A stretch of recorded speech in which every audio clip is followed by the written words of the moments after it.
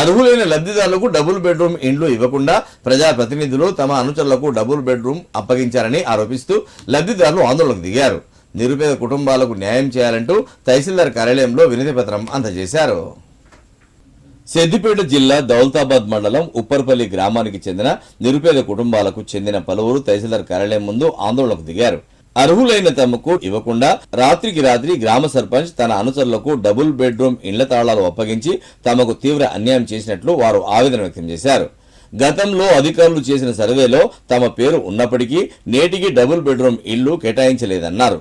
ఇప్పటికైనా అధికారులు స్పందించి అర్హులైన వారికి డబుల్ బెడ్రూమ్ కేటాయించాలని కోరారు. అంతకుముందు తమకు న్యాయం చేయాలంటూ తహసీల్దార్ సుజాతకు వినతి పత్రం అందజేశారు.